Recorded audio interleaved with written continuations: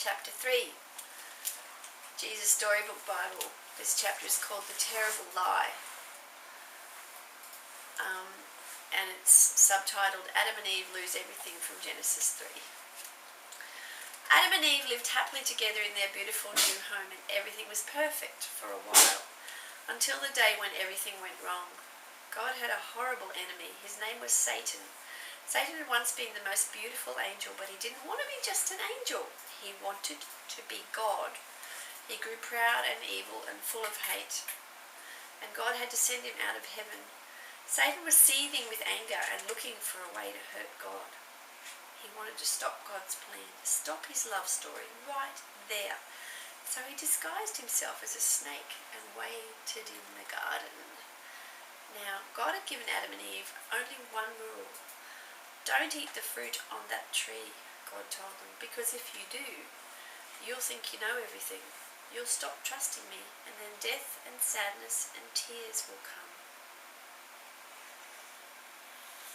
You see, God knew if they ate the fruit, they would think they didn't need him, and they'd try to make themselves happy without him. But God knew that there was no such thing as happiness without him, and life without him wouldn't be life at all. As soon as the snake saw his chance, he slithered silently up to Eve. "Does God really love you?" the serpent whispered. "If he does, why won't he let you eat the nice, juicy, delicious fruit? Poor you! Perhaps God doesn't want you to be happy." The snake's words hissed into her ears and sunk down deep into her heart like poison. "Does God love me?" Eve wondered. Suddenly she didn't know anymore. "Just trust me," the serpent whispered. "You don't need God. One small taste, that's all, and you'll be happier than you could ever dream." Eve picked the fruit and ate some, and Adam ate some too. And a terrible lie came into the world. It would never leave. It would live on every human heart, whispering to every one of God's children, "God doesn't love me." And it wasn't a dream, it was a nightmare. A dove flew from Adam's hand. A deer darted into a thicket. It was as if they were frightened by something. A chill was in the air. Something strange was happening. They'd always been naked, but now they felt naked and wrong, and they didn't want anyone to see them, so they hid. Later that evening, as God was taking his walk, he called to them, "Children!" Usually, Adam and Eve loved to hear God's voice and would run to him. But this time they ran away from him and hid in the shadows. "Where are you?" God called. "Hiding," Adam said. "We're afraid of you." "Did you eat the fruit I told you not to eat?" God asked them. And Adam said, "Eve made me do it." "What have you done?" God asked. Eve said, "The serpent made me do it." And a terrible pain came into God's heart. His children had just broken the one rule. They had broken God's heart. They had broken their wonderful relationship with him. And now he knew that everything else would break. God's creation would start to unravel and come undone and go wrong.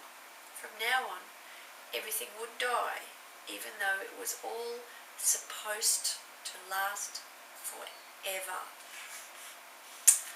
You see, sin had come into God's perfect world, and it would never leave. God's children would always be running away from him and hiding in the dark. Their hearts would break now and never work properly again. God couldn't let his children live forever, not in such pain, not without him. There was only one way to protect them. "You'll have to leave the garden now," he told his children, his eyes filling with tears. "This is no longer your true home. It's not the place for you anymore." But before they left the garden, that was because there was a tree in there. If they ate of the tree, they would live forever. It was called the tree of eternal life, I guess. But before they left the garden, God made clothes for his children to cover them. He gently clothed them, and then he sent them on a long, long journey out of the garden, out of their home. Well, in another story, it would have all been over, and that would have been the end. But not in this story. God loved his children too much to let the story end there. Even though he knew he would suffer, God had a plan, a magnificent dream. One day he would get his children back. One day he would make the world their perfect home again. And one day he would wipe away every tear from their eyes. I'm going to have to stop. Hang on.